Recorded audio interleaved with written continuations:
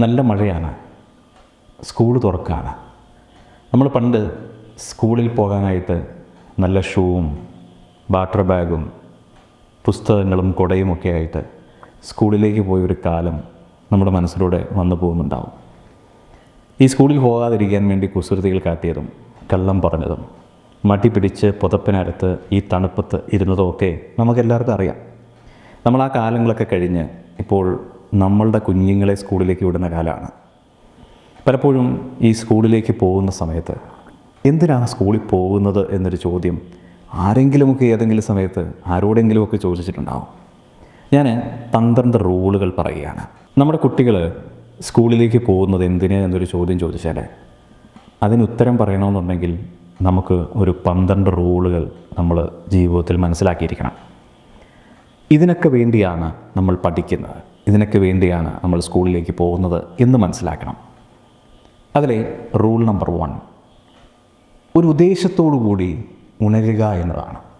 പ്രഭാതത്തിൽ ഉണരുന്ന സമയത്ത് നേരെ ഗാഡ്ജറ്റുകളുടെയൊക്കെ പുറകെ പോയി മൊബൈലിലെ ചിത്രങ്ങളും റീലുകളുമൊക്കെ കണ്ട് പതിയെ ആടിത്തൂങ്ങി എണീറ്റ് വന്ന് സ്കൂളിലേക്ക് പോകുന്ന ആ ശീലം അങ്ങ് കട്ട് ചെയ്യണം. എന്നിട്ട് ഉണരുമ്പോൾ അവരവരുടെ ഉള്ളിലേക്ക് തന്നെ നോക്കാൻ പറ്റുന്ന ഒരു സെൽഫ് അവെയർ, അവരവരെക്കുറിച്ച് മനസ്സിലാക്കുന്ന ഇന്നത്തെ ഈ ദിവസം ഞാൻ എന്തിനാണ് ഇന്ന് ഞാൻ ഉണർന്നത്, ഇന്നത്തെ ഈ ജീവിതം ഇന്ന് എനിക്കെന്തിനു വേണ്ടിയാണ്, എന്ത് ഉദ്യമത്തിന് വേണ്ടിയാണ് ഞാൻ ഇന്ന് ഉണരേണ്ടത് എന്നിങ്ങനെയുള്ള കുറച്ച് കാര്യങ്ങൾ അവർക്ക് പറഞ്ഞു കൊടുക്കണം. റൂൾ നമ്പർ 2, ജീവിതത്തിലൊരു ലക്ഷ്യം ഉണ്ടാക്കിയെടുക്കുക എന്നുള്ളതാണ്, ഒരു ഗോൾ സെറ്റ് ചെയ്യുക എന്നുള്ളതാണ്. നമ്മൾ പലപ്പോഴും ഗോൾ സെറ്റ് ചെയ്യാത്ത, ലക്ഷ്യബോധമില്ലാത്ത ആളുകളാണ് പലപ്പോഴും അലഞ്ഞ് തിരിഞ്ഞ് നടക്കുന്നത് നമ്മൾ കാണാറുള്ളത്. ചെറുപ്പം മുതലേ എന്താണോ ആയിത്തീരേണ്ടത്, എന്തിനു വേണ്ടിയാണ് നമ്മൾ പഠിക്കേണ്ടത്, നമ്മൾ പഠിക്കാൻ പോകുന്നത് നിൻ്റെ ഈ ഒരു ലക്ഷ്യം സാധൂകരിക്കുന്നതിന് വേണ്ടിയാണ് എന്നൊരു ബോധ്യം അവരിൽ ഉണ്ടാക്കി വെക്കുകയാണ്. ആ ലക്ഷ്യത്തിന് വേണ്ടി അവർ പഠിക്കും. ആ ലക്ഷ്യത്തിൽ എത്തിച്ചേരുന്നതിന് വേണ്ടി എന്തും ചെയ്യും. ആ ലക്ഷ്യം അവർക്ക് ഭയങ്കരമായി ഇമ്പോർട്ടൻ്റ് ആയിരിക്കുകയും ചെയ്യണം. മറ്റൊരാളുടെ ഇഷ്ടത്തിനനുസരിച്ചിട്ടോ ഇഹിതത്തിനനുസരിച്ചിട്ടോ ആവരുത് അവരുടെ ഇഷ്ടം തിരഞ്ഞെടുക്കാൻ. അത് അവരുടെ സ്വന്തം ഇഷ്ടമായിരിക്കണം. ചെറിയ പ്രായത്തിൽ തന്നെ ലക്ഷ്യബോധ്യം ഉണ്ടാക്കിയെടുക്കുക. റൂൾ നമ്പർ 3, നമ്മുടെ ഒരു തോണിയിൽ യാത്ര ചെയ്യുന്ന യാത്രക്കാരാണ് വിജയവും പരാജയവും എന്ന ഒരു ബോധ്യമുണ്ടാകണം. അതായത് നമ്മൾ സ്കൂളിൽ പഠിക്കുന്ന സമയത്ത് നമുക്ക് തോറ്റുപോയെന്ന് വരാം, ജയിച്ചെന്ന് വരാം. മാർക്കുകളുടെ അടിസ്ഥാനത്തിലാണ് പലപ്പോഴും തോൽവിയെ നിർവചിക്കുന്നത്. എൻ്റെ അഭിപ്രായത്തിൽ ഓരോരുത്തരുടെ കാഴ്ചപ്പാടാണ് തോൽവിയും പരാജയവും എന്നുള്ളതാണ്. യഥാർത്ഥത്തിൽ തോറ്റുപോയെന്ന് ചിന്തിക്കേണ്ടത് ഇങ്ങനെയാണ്: എനിക്ക് കുറച്ചുകൂടി ഷാർപ്പൻ ചെയ്ത് പഠിക്കാൻ കിട്ടിയ ഒരു അവസരത്തെ ഏറ്റവും മനോഹരമായി ഉപയോഗിക്കാൻ കിട്ടിയ മറ്റാർക്കും കിട്ടാത്ത ഒരവസരമാണ് എന്നതാണ്. ചിലപ്പോൾ മാസങ്ങളും ദിവസങ്ങളും വർഷങ്ങളുമൊക്കെ ഒരുപക്ഷെ നമുക്ക് നഷ്ടമായി വരാം. അത് നഷ്ടമല്ല, നമുക്ക് ലേൺ ചെയ്യാൻ കിട്ടുന്ന ഒരു ഓപ്പർച്യൂണിറ്റിയാണ്. ഈ യാത്രക്കിടയിൽ ജയവും പരാജയവും യാത്ര ചെയ്യുമ്പോൾ ജയവും എപ്പോൾ വേണമെങ്കിലും പരാജിതനാവാം. ഈ പരാജിതനായവൻ എന്ന് പറയുന്നയാൾ എപ്പോൾ വേണമെങ്കിലും ജയിക്കാൻ പറ്റും. പലപ്പോഴും പറയാറുണ്ട് ഓരോ പരാജയങ്ങളും വിജയത്തിലേക്കുള്ള പടികളാണ് എന്ന്. യഥാർത്ഥത്തിൽ ഇത് രണ്ടും ഒന്നിച്ച് നമ്മോടൊപ്പം യാത്ര ചെയ്യുന്ന 2 യാത്രക്കാർ തന്നെയാണ്. എപ്പോൾ വേണമെങ്കിലും നമ്മളുടെ സീറ്റിലേക്ക് ഈ പരാജയപ്പെട്ടവന് കയറാം, ജയിച്ചവന് ഇറങ്ങിക്കൊടുക്കേണ്ടതായി വരും. അതുകൊണ്ട് ജയവും പരാജയവും നമ്മളോടൊപ്പം ഉള്ളതാണ്, നമ്മളുടെ ജീവിതയാത്രകളിൽ നമ്മുടെ കൂടെ ഉള്ളതാണ് എന്ന് കുട്ടികളെ പറഞ്ഞ് മനസ്സിലാക്കുക. റൂൾ നമ്പർ 4, ജീവിതത്തിലൊരു ഡിസിപ്ലിൻ ഉണ്ടായിരിക്കുക. ഈ ഡിസിപ്ലിൻ, അച്ചടക്കം, അല്ലെങ്കിൽ എല്ലാത്തിനും ഒരു ചിട്ടയായ രീതികൾ ചെറുപ്പത്തിലെ കുട്ടികളെ പഠിപ്പിക്കുന്നത് എന്തോരം മാറ്റങ്ങൾ ഉണ്ടാക്കുമെന്നറിയാം. പലപ്പോഴും ഈ പുറത്തൊക്കെ ചെല്ലുന്ന സമയത്ത് യൂറോപ്യൻസൊക്കെ പറയുന്നത് കേൾക്കാം, നിങ്ങൾ ഇന്ത്യൻ ടൈം അല്ല കേട്ടോ എന്ന്. അതായത് നമ്മളെ കളിയാക്കുന്നതാണ്. ഇന്ത്യൻസിന് സാധാരണ നമ്മളൊരു 10 മണിക്കൂറെടുത്ത് വരണമെന്ന് പറഞ്ഞാൽ ഒരു 10:15, 10:20, പിന്നെ കുറേ എക്സ്ക്യൂസുകളൊക്കെ പറയും. ചെറുപ്പം മുതലേ മാതാപിതാക്കൾ അങ്ങനെ കാണുന്ന കുട്ടികളും ഇത് തന്നെയാണ് ആവർത്തിക്കുക. ജീവിതത്തിൽ നമ്മൾ ചിന്തിക്കുക, നമുക്ക് വേണ്ടി വെയിറ്റ് ചെയ്തിരിക്കുന്ന ആൾക്കാർ നമ്മളെക്കുറിച്ച് എന്തൊക്കെ പറയുന്നുണ്ടാവും. നമ്മളെക്കുറിച്ച് അങ്ങനെ പറയാനുള്ള ഒരു അവസരം നമ്മളായിട്ടുണ്ടാക്കേണ്ട കാര്യമില്ല. അത് നമ്മളുടെ അച്ചടക്കമില്ലായ്മ കൊണ്ട് നമ്മളിൽ സംഭവിച്ചു പോയിരിക്കുന്ന കുറച്ച് കാര്യങ്ങളാണ്. ജീവിതത്തിൽ എല്ലാത്തിനും പുസ്തകങ്ങൾ അടുക്കി വെക്കുന്നത് മുതൽ, അക്ഷരങ്ങൾ പുസ്തകങ്ങളിൽ എഴുതുന്നത് മുതൽ, ജീവിതത്തിലെ വസ്ത്രങ്ങൾ അടുക്കി പിറക്കി വെക്കുന്നത് മുതൽ എല്ലാത്തിനും ഒരു കൃത്യമായ ചിട്ട, അടുക്കും പിറക്കും ഒക്കെ ഉണ്ടാവുന്നത് നല്ലതാണ്. അത് ശീലിപ്പിക്കുക. റൂൾ നമ്പർ 5, നമ്മൾ ഒരുപാട് പുസ്തകങ്ങൾ സ്കൂളിൽ നിന്ന് പഠിക്കാനുണ്ട്, വായിക്കാനുണ്ട്. അതല്ലാതെ നമ്മുടെ മാർക്കറ്റിൽ ഒരുപാട് പുസ്തകങ്ങളുണ്ട്. പുസ്തകങ്ങൾ വായിക്കാൻ പഠിക്കുക. ഇത് 2 കാര്യങ്ങളാണുള്ളത്. ഒരുപാട് അറിവുകൾ നേടുക എന്നത് നമ്പർ 1. നമ്പർ 2 ആണ് എനിക്ക് ഏറ്റവും ഇമ്പോർട്ടൻ്റ് ആയിട്ട് തോന്നുക. ഇത് ശരിക്കും ഒരു ബ്രെയിൻ ഗെയിമാണ്, ഒരു ബ്രെയിൻ എക്സസൈസാണ്. നമ്മൾ അക്ഷരങ്ങൾ പഠിച്ചിട്ടുണ്ട്. പഠിച്ചിരിക്കുന്ന അക്ഷരങ്ങൾ ഓരോന്നും കൂട്ടി വായിക്കുമ്പോൾ ഒരു വാക്ക് കിട്ടും. ആ വാക്കിന് ഒരു രൂപമുണ്ട്. ഇതെല്ലാം നമ്മുടെ ബ്രെയിൻ ഇമാജിൻ ചെയ്യും. ഉദാഹരണത്തിന് ലിസ്റ്റ് കളക്ടർ എന്നാണ് നമ്മൾ വായിച്ചിരിക്കുന്നതെന്ന് പറയുക. നമ്മൾ പഠിച്ചിരിക്കുന്ന ഡിയും ഐയും എസ്സും ടിയും ഒക്കെ നമ്മുടെ ബ്രെയിനിലേക്ക് ചെല്ലുമ്പോൾ അത് ഡിസ്ട്രിക്ട് കളക്ടറായിട്ട് മാറുന്നു. ഓക്കെ, ഇത് നമ്മൾ ശീലിച്ചിരിക്കുന്ന നമ്മുടെ ബ്രെയിനിലെ നമ്മുടെ മെമ്മറിയിൽ സൂക്ഷിച്ചിരിക്കുന്ന വാക്കുകൾ കൂട്ടിച്ചേർത്തപ്പോഴാണ് പെട്ടെന്ന് നമുക്കറിയാവുന്ന നമ്മുടെ ഡിസ്ട്രിക്റ്റിലെ കളക്ടറുടെ രൂപം, പേര് ഒക്കെ പെട്ടെന്ന് മനസ്സിലേക്ക് വരും.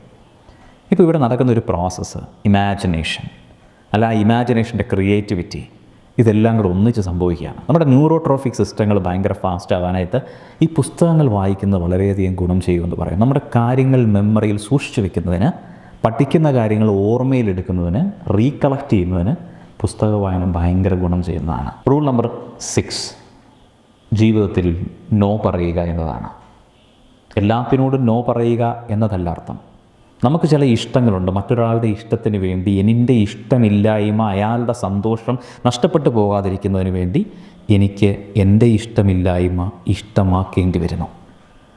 എനിക്കിഷ്ടമില്ലാത്ത കാര്യങ്ങൾ മറ്റൊരാൾക്ക് വേണ്ടി ഇഷ്ടമാക്കേണ്ടി വരുന്നു എന്ന് പറഞ്ഞാൽ എൻ്റെ നിലപാടിൽ എനിക്ക് ഉറച്ചു നിൽക്കാൻ പറ്റുന്നില്ല എന്നതാണ്. നോ പറയേണ്ടിടത്ത് നോ പറയാത്തതിൻ്റെ പേരിൽ വിലപിക്കുന്ന ഒരുപാട് ആൾക്കാരുണ്ട്. പല സാഹചര്യങ്ങളിൽ, പല സിറ്റുവേഷനുകളിൽ. ജീവിതത്തിൽ നോ പറയാൻ ശീലിക്കുക.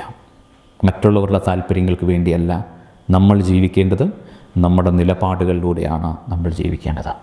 റൂൾ നമ്പർ 7, നമ്മൾ മനസ്സിൻ്റെ കാര്യങ്ങളൊക്കെ സംസാരിച്ചു. ശരീരത്തിന് കൊടുക്കേണ്ട വ്യായാമങ്ങൾ, നടത്തങ്ങൾ, ആരോഗ്യകരമായ ഒരു ജീവിത രീതി, അതിന് ഇമ്പോർട്ടൻ്റ് കൊടുക്കുക. റൂൾ നമ്പർ 8, നമ്മുടെ മനസ്സിൽ തന്നെ നമ്മളെക്കാട്ടിൽ ഒരുപാട് മുന്നിലുള്ള, അല്ലെങ്കിൽ നമ്മളെക്കാട്ടിലും കുറച്ചുകൂടെ ലോകപരിചയമുള്ള ആളുകളെ നമ്മൾ കാണാറുണ്ട്. അത്തരം നമ്മളെക്കാൾ മുതിർന്ന ആളുകളുടെ അടുക്കൽ പോയിരിക്കാനും അവരുടെ സംസാരങ്ങൾ കേൾക്കാനും അവരോടൊപ്പം എന്താണ് അവരിൽ നിന്ന് പഠിക്കാൻ പറ്റുക എന്നതിനെക്കുറിച്ചിട്ട് നമ്മൾ ചിന്തിക്കുക. പലപ്പോഴും ഇതിനൊക്കെ സാഹചര്യങ്ങൾ കുറവാണ്. ഒരു കുഞ്ഞു വീടിനകത്തോ ഫ്ലാറ്റിനകത്തോ തിങ്ങി ജീവിക്കുന്ന ആൾക്കാർ യൂട്യൂബിലൊക്കെ ലോകം കണ്ട ഒരുപാട് ആൾക്കാരുടെ ഇൻ്റർവ്യൂകളുണ്ട്. അത് കാണുക, അവരുടെ അനുഭവങ്ങൾ, അവരുടെ സ്ട്രഗിളുകൾ, അവർ പോയ വഴികൾ, ഇതൊക്കെ മനസ്സിലാക്കിയെടുക്കാനായിട്ട് നമുക്ക് ഗുണം ചെയ്യും. റൂൾ നമ്പർ 9, നന്ദിയുള്ള മനുഷ്യരായി മാറുക. ഗ്രാറ്റിറ്റ്യൂഡ് കൊണ്ടു നടക്കുന്ന ആളുകളായി മാറുക. നമ്മളൊരു പ്രഭാതത്തിൽ ഉണർന്ന് നമ്മുടെ ആ ജീവിതത്തിൻ്റെ അവസാനം, അന്ന് രാത്രിയിൽ തിരികെ ബെഡിൽ വന്ന് കിടക്കുന്ന ആ നിമിഷം വരെയുള്ള നമ്മുടെ യാത്രയിൽ ഒരുപാട് ആളുകൾ നമ്മളറിയാതെ, നമ്മളറിഞ്ഞുകൊണ്ട് നമ്മൾക്ക് ഒരുപാട് സഹായങ്ങൾ ചെയ്യാറുണ്ട്, നന്മകൾ ചെയ്യാറുണ്ട്.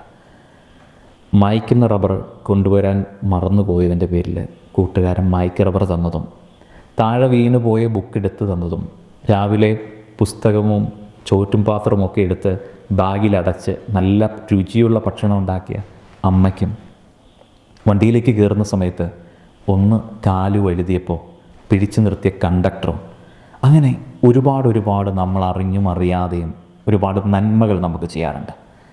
നമ്മൾ നന്ദിയുള്ളവരായി മാറുക. നമ്മൾ ആ ഗ്രാറ്റിറ്റ്യൂഡ് പ്രകടിപ്പിക്കാൻ ചെറുപ്പത്തിലെ പഠിപ്പിക്കുക. റൂൾ നമ്പർ 10, നമ്മുടെ സ്ട്രെസ്സ്, നമ്മുടെ സമ്മർദ്ദം അതില്ലാതാക്കി വേണം നമുക്ക് മുന്നോട്ട് പോകാൻ. നമ്മുടെ സ്ട്രെസ്സ് കൂടുതലാണെങ്കിൽ, സമ്മർദ്ദം കൂടുതലാണെങ്കിൽ ഹെൽത്തി ആയിട്ടുള്ള തോട്ടുകൾ നമുക്കുണ്ടാവില്ല. നമ്മളുടെ ചിന്തകളിൽ വൈറസ് കയറും. അപ്പം അതൊരു എടുക്കുന്ന തീരുമാനങ്ങൾ പോലും പെർഫെക്റ്റ് ആവില്ല. നമ്മുടെ സമ്മർദ്ദങ്ങളെ കുറയ്ക്കാൻ വേണ്ടി, നമ്മുടെ സ്ട്രെസ്സിനെ കുറയ്ക്കാനായിട്ട് ഒരുപാട് മാർഗ്ഗങ്ങൾ നമുക്ക് ചുറ്റുമുണ്ട്. ഒരു പൂച്ചട്ടി എടുക്കുക, അതിന് അളവായിട്ടുള്ള വളങ്ങളൊക്കെ നിറച്ച് ഒരു ചെടി നടുക. എല്ലാ ദിവസവും അതിനെ പരിപാലിക്കുക. അത് വളർന്നു വരുന്ന ആ നിമിഷം അതിലൊരു പൂവുണ്ടാകുന്ന ഒരു കാലം വരെ നമ്മൾ അതിനുവേണ്ടി കൊടുത്ത സ്നേഹം, അല്ലെങ്കിൽ അതിനുവേണ്ടി കൊടുത്തുള്ള സംരക്ഷണം നമുക്കൊരുപാട് സ്ട്രെസ് റിലീഫുകൾ കിട്ടും. പ്രകൃതിയിലൂടെ ഇറങ്ങി നടക്കുക. കാറ്റുകൾ, കിളികൾ, ഈ പ്രപഞ്ചത്തിലെ ചലനങ്ങൾ ഒക്കെ വീക്ഷിക്കുക.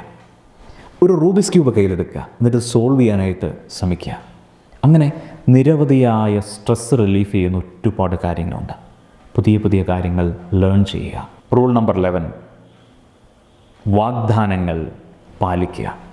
പലപ്പോഴും നമ്മൾ നമ്മളോട് തന്നെ പറഞ്ഞിരിക്കുന്ന ചില വാഗ്ദാനങ്ങൾ എന്താ, അത് നമ്മൾ പാലിക്കാതെ വരുമ്പോൾ മറ്റുള്ളവർക്ക് നമ്മൾ കൊടുക്കുന്ന വാഗ്ദാനങ്ങൾ പാലിക്കപ്പെടുമോ എന്ന കാര്യത്തിൽ അവർക്ക് നമ്മളോട് ഡൗട്ട് ഉണ്ടാവും. അതുകൊണ്ട് നമ്മൾ നമ്മളോട് തന്നെ പാലിക്കേണ്ട വാഗ്ദാനങ്ങൾ നമ്മൾ പാലിച്ചു തുടങ്ങുക. എന്നിട്ട് മറ്റുള്ളവർക്ക് വാഗ്ദാനങ്ങൾ കൊടുക്കുക. അറിയാതെ പോലും ചില വാഗ്ദാനങ്ങൾ നമ്മൾ കൊടുത്തു പോകും. ചിലപ്പോൾ സമയത്തിരക്കുകൾക്കിടയിലോ മനഃപൂർവ്വമായിട്ടോ ഒക്കെ ചില വാഗ്ദാനങ്ങൾ നമ്മൾ തെറ്റിക്കാറുണ്ട്. ചിലപ്പോൾ അവരെ സംബന്ധിച്ചുള്ള ഒരു വലിയ പ്രതീക്ഷയിലിരിക്കുന്ന കാര്യമായിരിക്കാം. ആ പ്രതീക്ഷ അവർക്ക് അസ്തമിക്കുന്ന സമയത്ത് നമ്മളിലേക്ക് ഉണ്ടാകുന്ന ഒരു വിദ്വേഷത്തിൻ്റെ, ദേഷ്യത്തിൻ്റെ, സങ്കടത്തിൻ്റെ ഒക്കെ ഒരു കാഴ്ച നമ്മളിലേക്ക് എത്തും. അതുകൊണ്ട് വാഗ്ദാനങ്ങൾ പാലിക്കാൻ നമ്മൾ പഠിക്കുക. ഫൈനലി റൂൾ നമ്പർ 12, ഞാൻ ആദ്യം പറഞ്ഞു ജീവിതത്തിലൊരു ലക്ഷ്യം നമ്മൾ നേടിയെടുക്കണം. ജീവിതത്തിലെ ലക്ഷ്യം എന്താണോ ആ ലക്ഷ്യത്തിനനുസരിച്ചിട്ട് മുന്നോട്ട് പോകുമ്പോഴാണ് നമുക്ക് പ്രതീക്ഷ കാണലോ ജീവിതത്തെ നയിക്കുക എന്ന് പറയുന്നത്. നമ്മൾ ഓരോരോ കാര്യങ്ങൾ പുതുതായി പഠിക്കുക, പുതിയ പുതിയ കാര്യങ്ങൾ ചെയ്യുക എന്നതാണ് ഏറ്റവും പ്രധാനപ്പെട്ടത്.